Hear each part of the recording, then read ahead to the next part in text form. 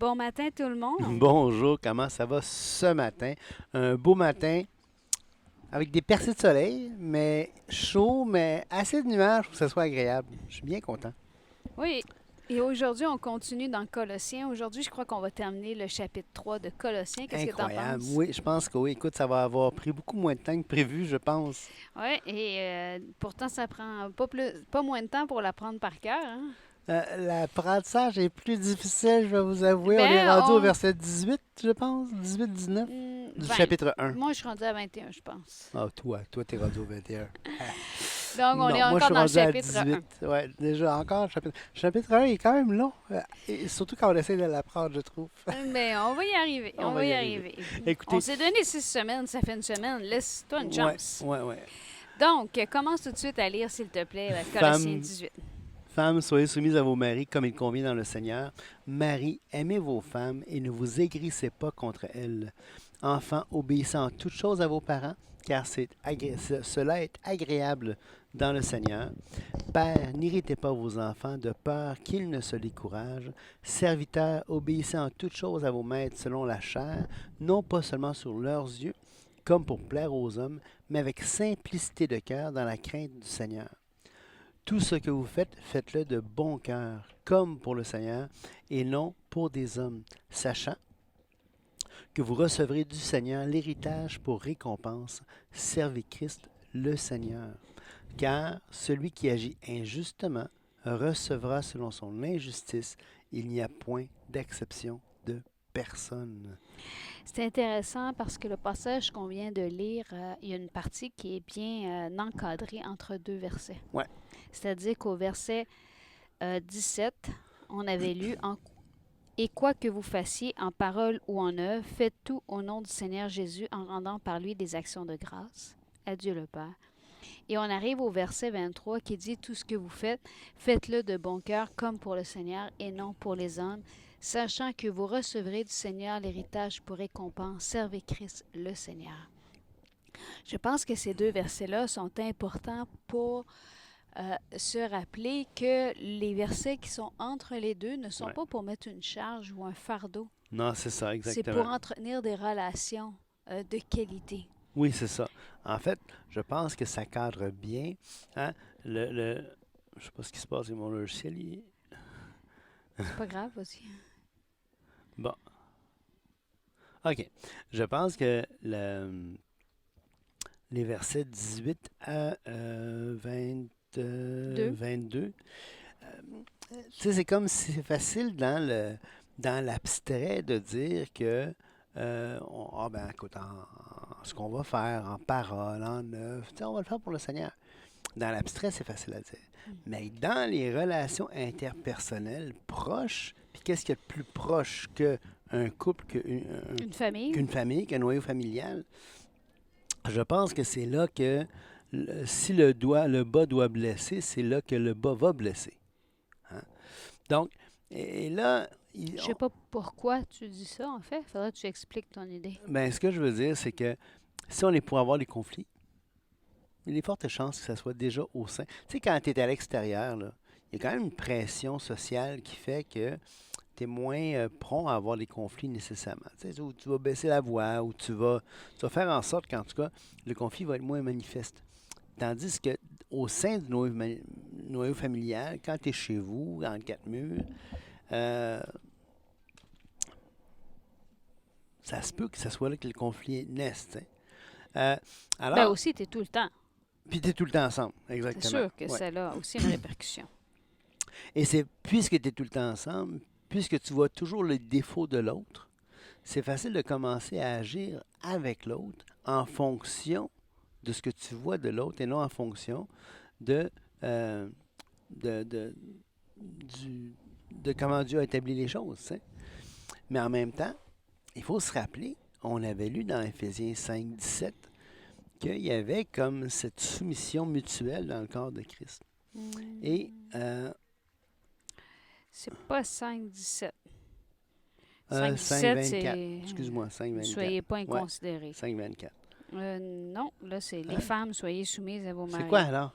Attends un petit peu, là. On va lire tout le passage pour le lire dans le contexte. Euh, Euh, continue à dire ton idée pendant... 5,21. Hey, hein, la mémoire fait défaut. Donc, dans 5,21, il y avait dans Éphésiens 5,21, il y avait cette soumission volontaire, mutuelle, au sein de l'Église. Et même s'il y a des rapports qui sont plus formels, tu sais, il y a quand même cette soumission volontaire. Et Dieu va rappeler qu'au sein de l'Église, on doit se soumettre les uns aux autres. Mais ici, on voit que il va préciser, ou il va appuyer, ou il va rappeler à certaines personnes leur responsabilité devant Dieu. Hein. Donc ici, aux femmes, il va leur rappeler d'être soumises, alors que c'est quelque chose qui doit se faire euh, mutuellement. Tu sais. Et à l'homme, il va rappeler d'aimer, alors qu'on doit s'aimer les uns les autres. Donc, c'est pas une question que, ah ben, il dit à l'homme, fait que la femme va besoin d'aimer son mari. Là. C'est pas ça du tout, du tout, du tout. Oui, puis je pense que c'est important de lire ces deux versets-là avec Éphésiens, de les relire parce ils sont expliqués davantage dans Éphésiens que dans Ouais. Colossiens. Dans Colossiens, on voit femmes, soyez soumises à vos maris comme il convient dans le Seigneur. Alors que dans Éphésiens, ça dit femmes, soyez soumises à vos maris comme au Seigneur.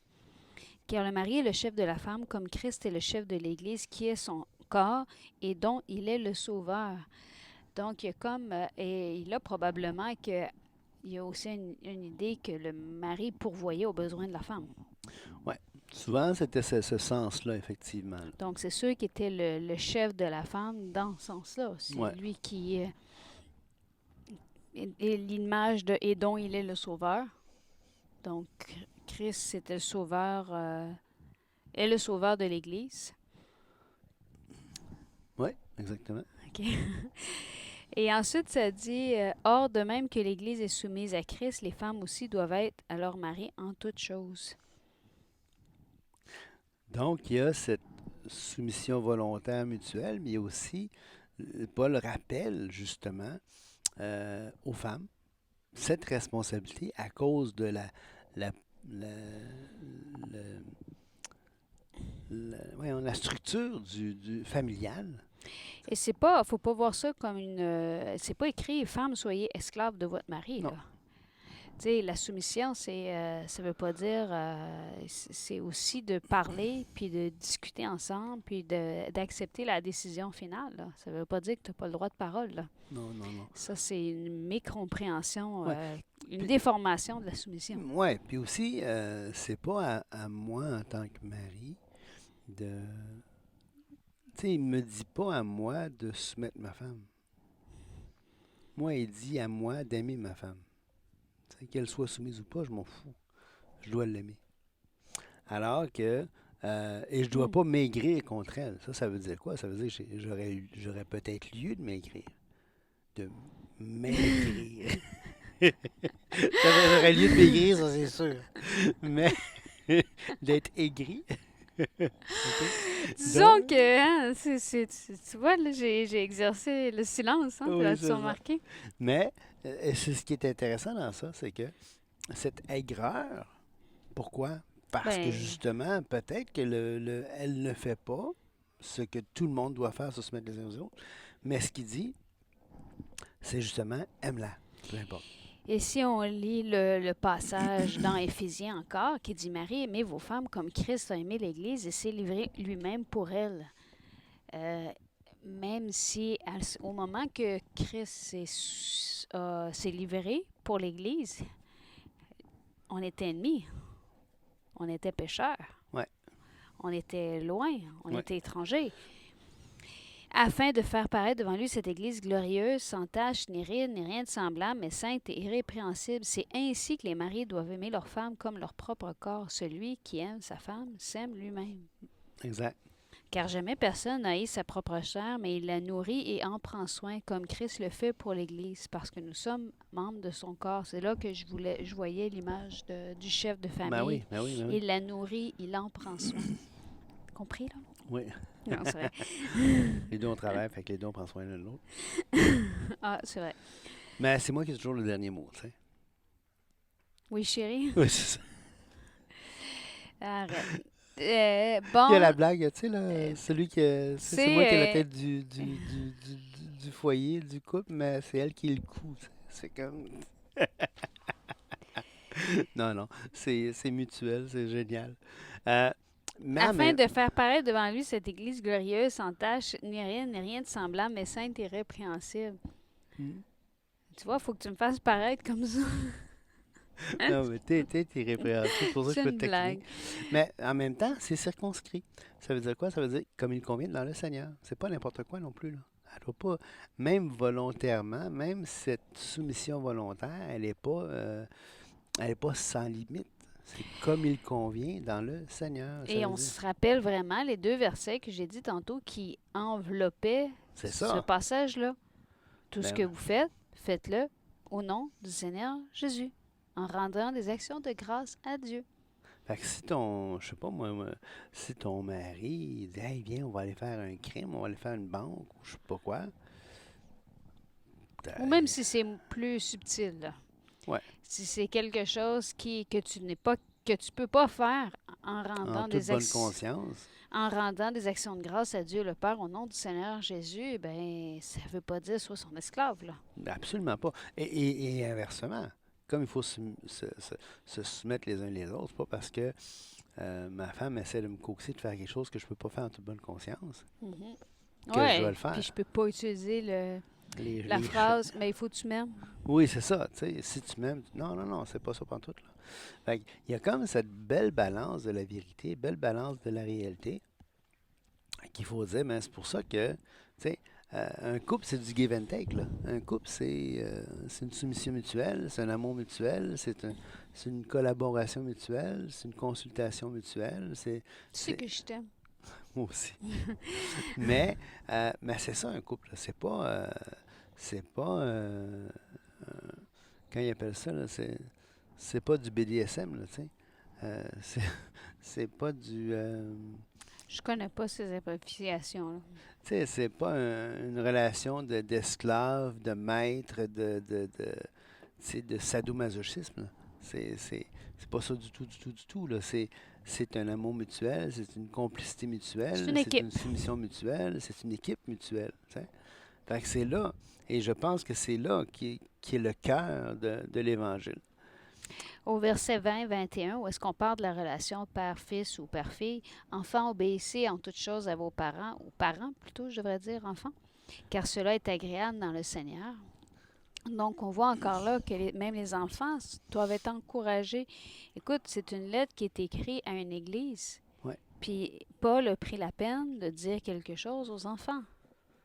Ça veut dire que la lettre n'était pas seulement pour le pasteur, elle n'était pas Non, seulement pour non. les anciens, elle était pour l'ensemble du corps. L'ensemble du corps. Et ce qui est intéressant, c'est que dans une époque où les enfants, surtout dans ce contexte-là de l'époque, les enfants n'avaient pas de place, là. Il n'y avait pas de considération, il n'y avait pas d'UNICEF, il n'y avait pas rien, là, tu sais. Euh, C'était les enfants, ils travaillaient si c'était nécessaire, ils étaient utilisés comme esclaves si c'était nécessaire. Il n'y avait aucune considération. L'enfant n'avait pas de place particulière comme dans nos sociétés aujourd'hui, tu sais. Euh, et pourtant, Paul, malgré ça, Prends le temps d'écrire, ouais, prends le temps de dire au père, écoute, rappelle, hérite pas tes enfants, là. Tu sais. de peur qu'ils ne se découragent. Fait qu'ambitionne pas, sois pas toujours là, ouais, ouais, mais tu sais, là, fais pas ça comme ça, fais pas ci comme ça, fais pas. Comme encourage, tu sais, c'est comme s'il dit au père, il faut t'amener tes enfants à aller plus loin Ben sans qu'ils oui, se sans découragent. qu'ils se découragent, c'est ça. Puis c'est comme si on doit pas, tu sais, trop souvent, combien de fois on peut penser, ah ben, le père va rappeler, ah, il faut que tu m'obéisses. Mais encore là, c'est aux enfants qui parlent, là, c'est pas au père. Au Hmm. père, il dit, hérite pas tes enfants.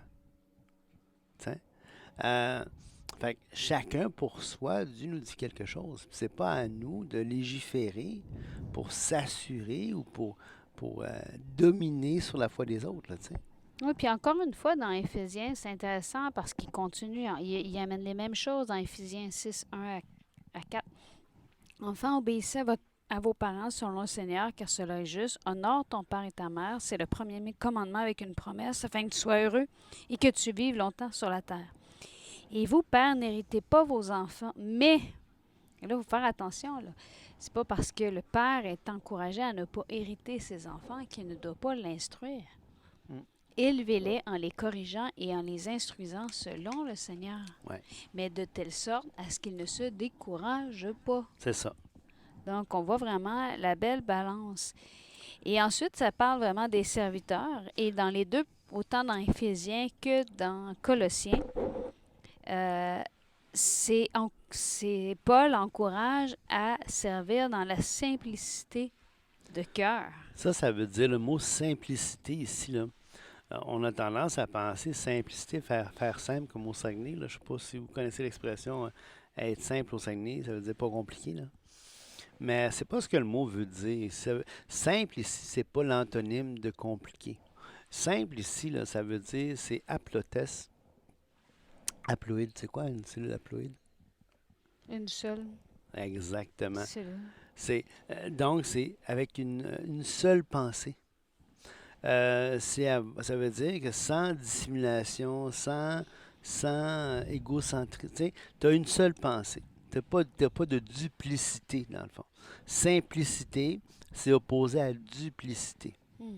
et non pas à compliqué. Là, on comprend plus le sens quand ça dit dans la simplicité de votre cœur, comme à Christ. Donc, c'est comme un peu en toute pureté, là. Oui, exactement. Exactement. Et ça continue, pas comme pour plaire aux hommes, mais comme des serviteurs de Christ qui font de bon cœur la volonté de Dieu.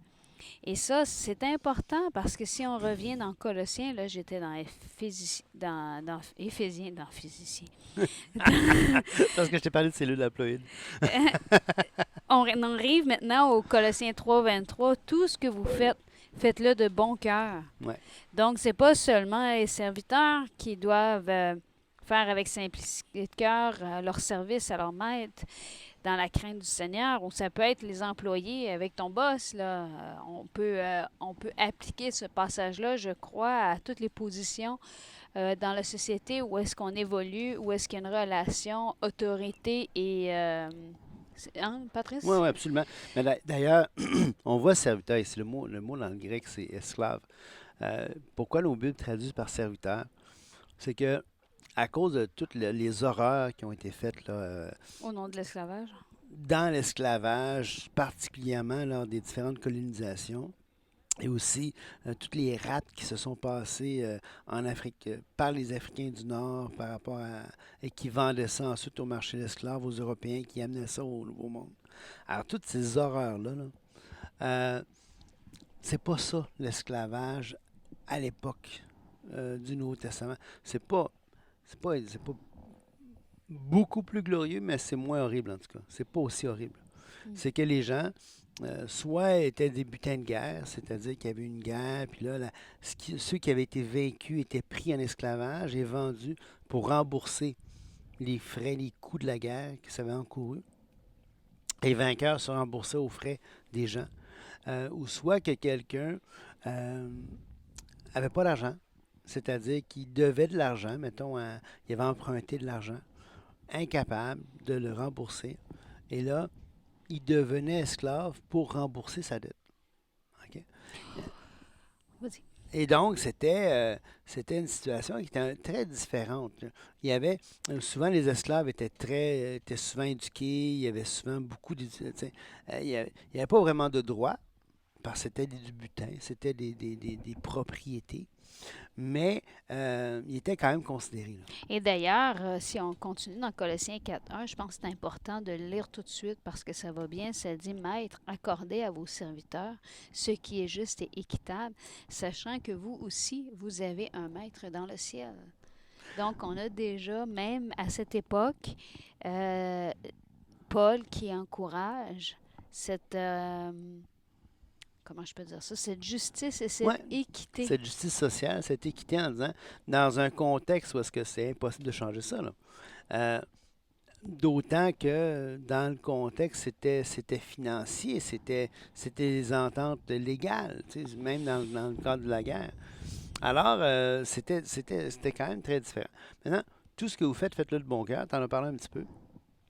Comme pour le Seigneur, ça veut dire que ce que tu fais, oui, tu le fais pour les hommes, mais ton service, c'est-à-dire que tu sers la personne en servant Dieu. Ou pour servir Dieu, tu sers la personne. OK? Sachant que vous recevrez du Seigneur l'héritage pour récompense. Servez Christ, le Seigneur. Car qui agit injustement recevra selon son injustice. Il n'y a point d'exception de personne. Et c'est intéressant ça parce que, regardez, au verset 25, quand on parle que déjà à l'époque de Paul, il y avait un désir dans l'Église que la femme soit bien traitée, que les serviteurs soient bien traités, parce qu'il dit ici, il n'y a point d'exception de personne. Exact. Celui qui agit injustement. Et tout de suite après, il dit, Maître, accorde à vos serviteurs ce qui est juste. Ben oui. Il est en train de dire, attention, il n'y aura pas d'acception de personne, que tu sois maître, là. Parce que devant Dieu, et ça, c'était le cœur du christianisme, OK? Verset Galates 3, 28, ça dit, il n'y a plus ni juif ni grec, il n'y a plus ni esclave ni libre, il n'y a plus ni homme ni femme, vous êtes tous en Jésus-Christ. Donc, au cœur de ces relations pratico-pratiques individuelles, il y avait cette pensée fondamentale que tout le monde Est égal. est égal. C'était cette égalité. Et non pas seulement qu'ils sont égales, ils sont unis. Ils sont unis, C'est exactement. encore plus qu'être égal. Et chacun, ça veut dire juif ou grec, parce qu'il y avait cette hubris des juifs par rapport aux païens, aux grecs. Tu sais, les juifs se pensaient comme ils étaient le peuple de Dieu, comme ils avaient... Et on voit ça beaucoup, ce jeu-là, dans l'Épître aux Romains, hein, parce que tout le contexte de Rome là, était particulier. Fait que, les juifs se voyaient supérieurs aux Romains ou aux Grecs. Ici, ni juif ni grec. Donc, tu n'as pas à te sentir supérieur. Ni esclave ni libre. Ça veut dire que si tu es un homme libre, tu n'as pas à mépriser l'esclave. Puis si tu es un maître, on l'a vu dans Colossiens, on l'a vu dans Éphésiens, tu n'as pas à dominer sur ton esclave, puisque tu as à rendre compte à Dieu pour ce que tu vas faire. Mais je trouve intéressant, toi, tu es allé le lire dans Galates, Oui, mais on aurait pu aller juste dans Colossiens. c'est vrai. 3.11. Il n'y a ni grec, ni juif, ni circoncis, ni incirconcis, ni barbare, ni chine, ni Donc, esclave, dans ni le libre. contexte, on a ça. Mais Là. Christ est tout et en tous. Wow. Juste avant, là, on C'est avait lu vrai, ça ben- dans ben 3.11. oui, c'est vrai. Donc, ça veut dire que Paul est vraiment en train d'établir avec le frère Timothée pour les gens de Colosse que, écoute, on est tout, Christ est tout et en tous. On est tous égaux. Puis c'est pour ça qu'il dit, comme des élus, revêtez-vous d'entraide, de miséricorde, de bonté, d'humilité, de douceur, de patience. Et ça s'adresse aux Grecs, ça s'adresse aux Juifs, ça s'adresse aux circoncis, à l'incirconcis, aux barbares, aux chites, à l'esclave, à l'homme libre. Ça s'adresse aux serviteurs, ça s'adresse à la femme. Exact. Et il est vraiment en train de dire, par-dessus tout ça, en plus, revêtez-vous de l'amour. Et là, on ne parle pas des différences culturelles, on ne parle pas des différences entre genres, on ne parle pas des différences entre cultures. Tu sais, on a nos cultures individuelles, on a nos préférences. Le cerveau d'une femme veut pas physiologiquement est différent du cerveau d'un homme. On pense pas pareil. On a nos différences physiologiques. On ne devient pas identique, là. Tu sais, les chromosomes XY ne deviennent pas XX et inversement, là.